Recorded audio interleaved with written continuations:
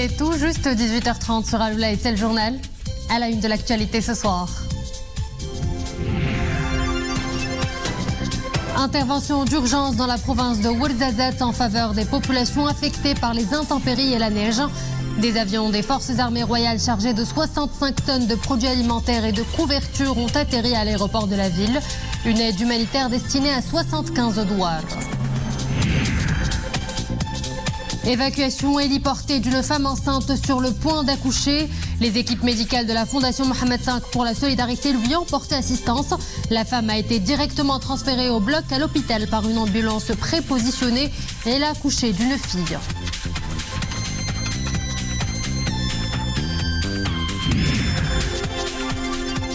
Les opérations de déneigement et de dégagement des axes routiers se poursuivent. Tizine Tishka, cet axe routier stratégique en pleine montagne long de 200 km, connaît d'importants travaux de déneigement et de salage afin de permettre la circulation des usagers. Bonsoir à tous. Avant de développer ces titres, le rappel de l'activité royale qui a marqué la semaine. C'était mercredi dernier au Gabon. Le rappel avec Mariam Missi. Maroc-Gabon, parfaite illustration d'une coopération sud-sud agissante et solidaire. Un partenariat stratégique multidimensionnel qui traduit, si besoin est, l'excellence des relations entre Rabat et Libreville. Mercredi, palais présidentiel à Libreville. Sa Majesté le roi Mohamed VI s'entretient avec son Excellence Monsieur Ali Bongo Ondimba, président de la République gabonaise. Cet entretien élargi au ministre des Affaires étrangères, de la coopération africaine et des Marocains résidant à l'étranger, à la ministre déléguée auprès du ministre gabonais des Affaires étrangères et au secrétaire général de la présidence de la République du Gabon. Ce fut l'occasion de souligner l'importance des relations profondes, riches et solidement ancrées entre le Maroc et le Gabon, ainsi que les liens forts de fraternité et de solidarité entre les deux peuples. Au cours de leur entretien, Sa Majesté le Roi et le président gabonais ont passé en revue l'état du partenariat bilatéral dans tous les domaines. Sa Majesté le Roi a procédé à la remise d'un don de 2000 tonnes de fertilisants en présence du président de la République gabonaise. Une action de solidarité à l'égard des agriculteurs gabonais dans le contexte actuel marqué par la crise alimentaire mondiale et les difficultés d'approvisionnement en engrais. Conformément aux très hautes instructions royales, à la suite de cette opération, une action structurelle sera entreprise avec l'objectif de permettre aux agriculteurs de ce pays frère l'accès à des fertilisants de qualité, abordables et spécifiquement adaptés aux besoins des sols et cultures de la région. En application des hautes instructions royales, l'intervention d'urgence en faveur des populations affectées par les chutes de neige a commencé hier. Des avions cargo des forces armées royales ont acheminé des aides humanitaires d'urgence, un stock de plus de 65 tonnes de produits alimentaires et de couvertures. Une opération à caractère particulier et exceptionnel. Mohamed Laroui, Khalid Azdoun et Boubkar Mghbret. Plus d'1,5 mètre par endroit. Les fortes chutes de neige tombées ces derniers jours rendent difficile l'accès aux nombreux douars. Malgré ces conditions météorologiques défavorables, la caravane de la Fondation Mohamed V pour la solidarité arrive à bon port. Les équipes de la Fondation entament sans tarder la distribution de l'aide aux habitants de la montagne. Les avions des forces armées royales chargés de l'aide humanitaire avaient atterri à l'aéroport de Ouarzazate pour acheminer les 65 tonnes de produits alimentaires et de couvertures destinés à un total de 9000 familles réparties sur 75 douars. Une opération menée sur haute instruction royale par la Fondation Mohamed V pour la solidarité.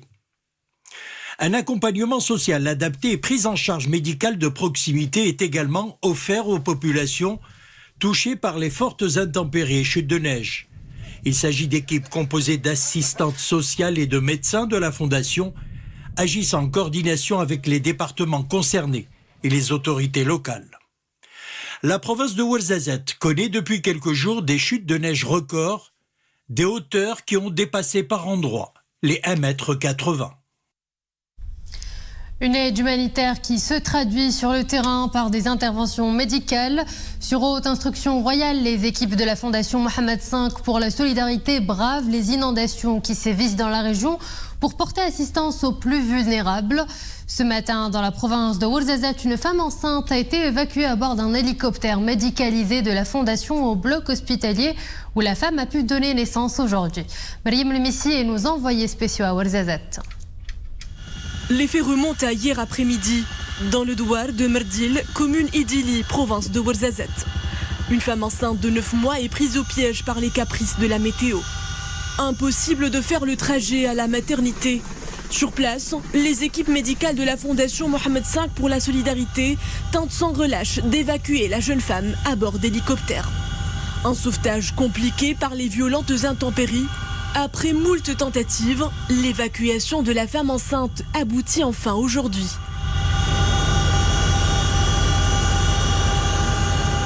Héliportée depuis un caïda de la province de Ouarzazate, une ambulance prépositionnée à l'aéroport la conduit directement au bloc opératoire de l'hôpital provincial Sidi Hussein de Ouarzazate. Tout est bien qui finit bien. La jeune femme a donné naissance à une petite fille.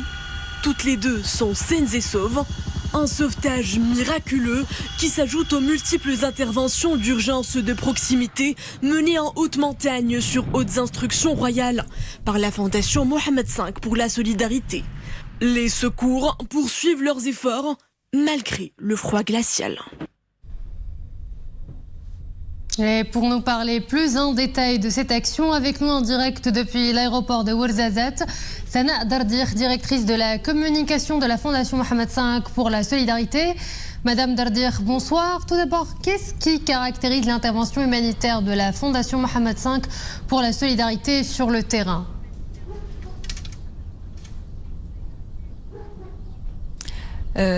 Comme vous avez pu le montrer au niveau des images et des reportages, on voit le déploiement des ressources sur le terrain, une mobilisation générale, en tout cas une mobilisation des différentes parties prenantes qui prennent part à l'action humanitaire sur le terrain, l'acheminement aussi logistique d'un nombre important qui constitue de produits qui constituent l'aide alimentaire et surtout un travail de proximité. Et ces éléments-là, effectivement, caractérisent la nature des actions que mène la Fondation sur le terrain et qui sont déployées, en tout cas, pour pouvoir répondre de manière adaptée aux besoins des populations qui sont parfois dans des situations de crise ou comme c'est le cas ces derniers jours, des populations qui se trouvent enclavées dans des zones qui ont été touchées par des chutes importantes de neige. Et Madame Dardir, quelles sont les zones que vous ciblez ?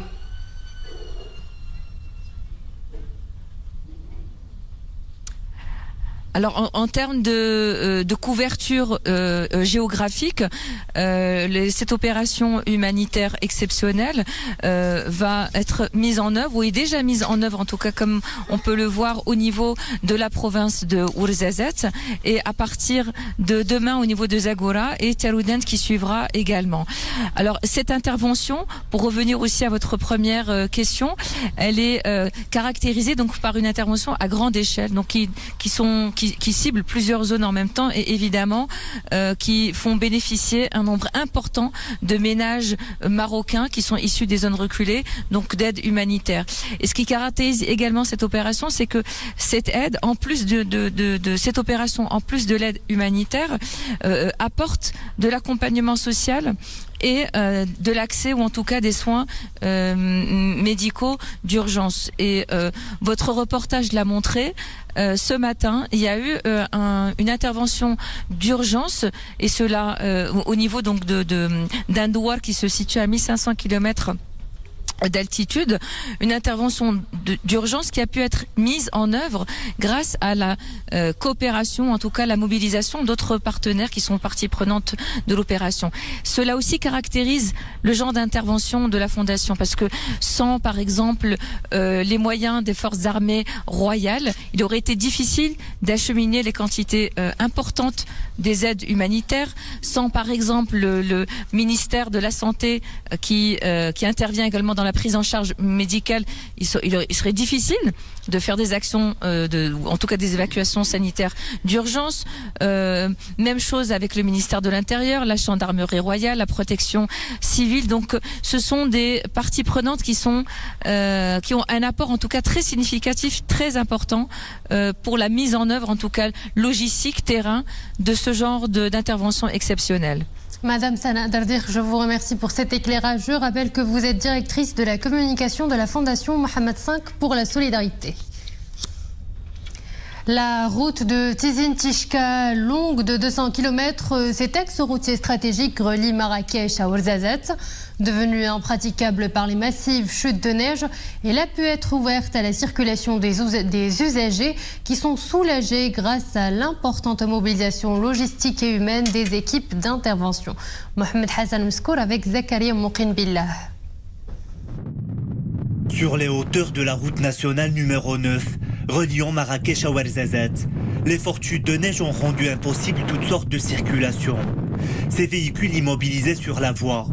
Les conducteurs ont passé près de 3 jours dans cette localité de Tzeddert, en attendant que la route soit évacuée. Je suis arrivé à Tzeddert. J'ai trouvé la route fermée à la circulation. Alors je me suis arrêté ici. J'ai atteint Senfou, mais en raison des fortes chutes de neige, j'ai décidé de revenir à Tzeddert. Cela fait 4 jours que je suis bloqué. J'étais en route quand la neige s'est intensifiée. En 2 à 3 heures, la neige a bloqué la route. Nous ne pouvions plus sortir jusqu'à l'arrivée des équipes de secours. Depuis, les engins sont à l'œuvre afin de dégager cet axe routier. Des moyens humains et matériels importants sont mobilisés. 5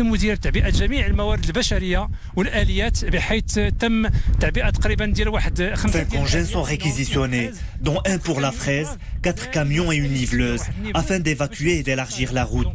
Il y a des congélations au niveau du col de Tizi-Ouzou et des Senfou. Nous avons repris dès 6 heures du matin et nous avons réussi à arriver au col de Tishka grâce à la conjugaison des efforts de tous les intervenants. Après des heures de travail, la barrière de neige est enfin levée au niveau de ce branchement pour permettre la circulation des voitures. Ce n'est pas le cas des camions qui devront attendre que la voie soit plus dégagée. Dans tous les cas, la prudence est de rigueur. De fortes chutes de neige sont attendues demain dans certaines provinces du royaume, annonce la direction générale de la météorologie. De fortes chutes de neige allant jusqu'à 20 cm seront enregistrées sur les reliefs relevant des provinces d'Al Haouz, Taroudant, Etinrir et Ouarzazate.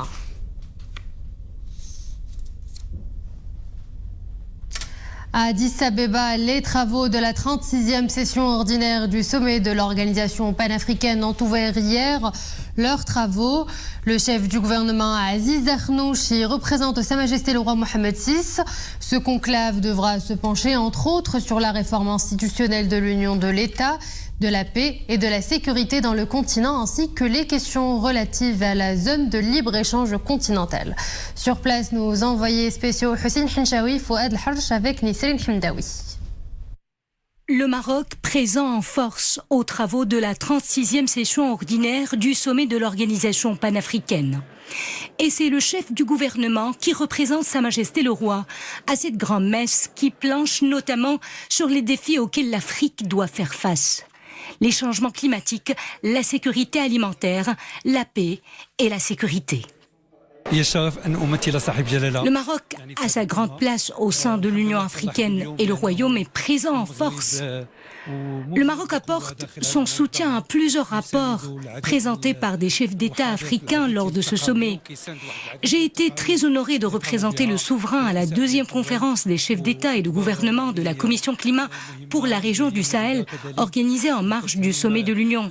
Conférence marquée par le message royal adressé à cette importante conférence et les hautes orientations de Sa Majesté le Roi au sujet des accords conclus à Marrakech en 2016. La mise en œuvre de la zone de libre-échange continentale africaine s'est naturellement invitée aux travaux de cette 36e session. Une zone à même de favoriser une forte dynamique pour atteindre une complémentarité économique. Il est très important de créer un espace de commerce arabe et africain qui permettra à l'Afrique et au monde arabe d'engager effectivement son propre développement pour atteindre cette prospérité espérée. Autre thématique à l'ordre du jour, la réforme institutionnelle de l'Union. L'octroi d'un siège à l'Union africaine au sein du G20, la réponse de l'Union africaine à la pandémie de la Covid-19, l'évaluation du premier plan décennal de la mise en œuvre de l'agenda 2063. Et pour un décryptage de l'actualité de la semaine, avec nous, professeur Mostafa Shimi, politologue et professeur de droit. Professeur, bonsoir. Bonsoir. La visite de Sa Majesté le Roi au Gabon et le don en fertilisant fait par le souverain aux agriculteurs gabonais consolide davantage l'ancrage du royaume en Afrique subsaharienne. Un partenariat privilégié et surtout un signal fort de la solidarité agissante sud-sud dans un contexte mondial marqué par une crise alimentaire. Une visite d'abord de fraternité, d'amitié. Les deux chefs d'État se connaissent depuis des décennies et comme leurs parents, leurs pères respectifs se connaissaient, en l'occurrence Massé Hassan II, président Omar Bongo. Il y a là, avec cette visite, un acte fort avec le don, vous y avez fait référence, de 2000 tonnes d'engrais spécifiques pour les terres donc gabonaises. Et ça montre bien la politique marocaine, qui est une politique donc d'aide, de coopération, puisque ces engrais vont servir aux petits agriculteurs. Et ça donne tout son sens à la vision et à la stratégie marocaine dans le continent, c'est-à-dire d'une coopération sud-sud, porteuse de fruits et allant au-devant des demandes et des attentes des populations. Et la diplomatie marocaine s'est également distinguée au 36e sommet de l'Union africaine. Une présence forte du Maroc dans les activités de l'organisation panafricaine en 2022, qui a d'ailleurs été mise en avant dans le rapport des activités de l'Union africaine. Le Maroc est au sein de l'Union africaine depuis la fin janvier 2017, ça fait donc 6 ans, et se distingue effectivement par une forte présence. On va y revenir, mais aussi par des idées, des propositions. Pour l'année 2022, le rapport de l'UA met en exergue un certain nombre d'actions du Royaume, notamment le fait que le rôle de l'Observatoire d'aide des migrations, la réflexion sur la zone de libre-échange, la nécessité de revoir le mode de fonctionnement de l'Union africaine. Il y a toujours un dossier sur la table qui doit être rangé et qui provient d'ailleurs d'un rapport qui avait été fait il y a 5 ans par le président rwandais. Donc sur ce plan-là, c'est important. Et puis il y a toutes les questions de paix, de sécurité alimentaire, d'application de la zone de libre-échange. J'ajoute à cela, le Maroc est présent aussi dans les instances de l'UA. Nous avons un directeur général exécutif, c'est le seul au sein de cette organisation continentale. Il y a également le fait que le Maroc est présent et préside un certain nombre d'organes internes de fonctionnement. Il y a un organe, par exemple, relatif aux questions économiques, un autre organe sur les questions techniques, un autre aussi sur le commerce et l'industrie. Donc il y a une présence interne qui est forte du fait que les dirigeants marocains qui sont nommés donc ont une compétence et c'est validé par l'ensemble des autres membres. Il y a aussi le rôle du Maroc pour ce qui est du Conseil de paix et de sécurité. Vous savez que le Maroc est membre de ce Conseil paix et sécurité depuis février 2022 pour un mandat de 3 ans. Et là encore, il y a des propositions. Et j'ajoute un autre point pour montrer que la capacité d'initiative, au-delà de l'ordre du jour, lors de ces assises à Addis Abeba, le Maroc a organisé une réunion extrêmement importante avec des groupes. Le groupe qui s'articule autour de 2 thématiques. La première, c'est celle des défis croisés pour les changements climatiques. Et deuxième groupe lié, deuxième thème connexe, si je puis dire, l'agenda femmes. Pourquoi ? Parce que ce sont les femmes qui sont les premières victimes des changements climatiques, des questions de paix et de sécurité. Et le Maroc a plaidé à ce sujet pour qu'il y ait une interaction avec les autres partenaires. Donc la présence active, mais aussi des idées, des propositions et un partenariat qui soit mobilisateur. Et puis, professeur, la semaine a été aussi marquée par l'adoption d'une résolution qui interdit l'accès à l'hémicycle aux représentants marocains. Cette dernière résolution du Parlement européen risque-t-elle d'avoir raison du partenariat maroco-européen ? La question est simple. Que veut le Parlement européen avec le Maroc ? Il y a déjà eu la résolution du 19 janvier dernier, qui est une résolution d'ingérence dans les affaires intérieures du Maroc et de critique du fonctionnement de la justice.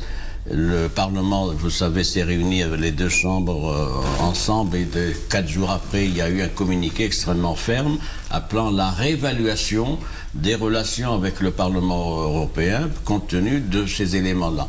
Ça continue et ça rebondit avec une résolution du 16 février, donc il y a quelques jours seulement, qui est une résolution extrêmement sévère qui met en cause pratiquement le Maroc et qui fait état d'allégations qui serait colporté dans la presse et ailleurs à propos de la corruption. Le lien est fait avec ce qu'on appelle l'affaire du Qatargate.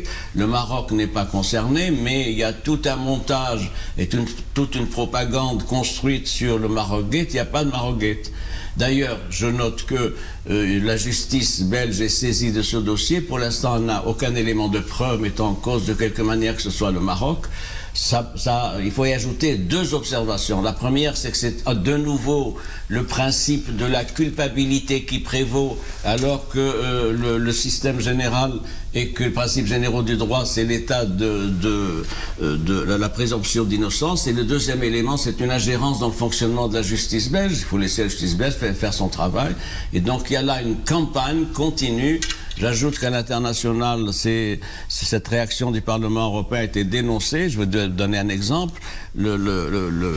C'est l'Organisation de solidarité des peuples afro-asiatiques, dont le siège est à Caire, qui a critiqué cette manière de faire, cette prise de position. Donc nous en sommes là. La balle est dans le camp européen. C'est à lui à dire ce qu'il veut faire exactement avec le Maroc. Professeur Simi, je vous remercie pour cet éclairage. Je rappelle que vous êtes professeur de droit et politologue. Merci à vous. À présent, ces images qui viennent de nous parvenir de Tizin Tishka, de fortes chutes de neige y sont attendues demain dans certaines provinces également du royaume. C'est ce qu'a annoncé la météorologie nationale. De fortes chutes de neige allant jusqu'à 20 cm seront enregistrées sur le relief relevant des provinces d'Al Haouz, Taroudant, Ouarzazate et Tinrir. Je vous laisse apprécier.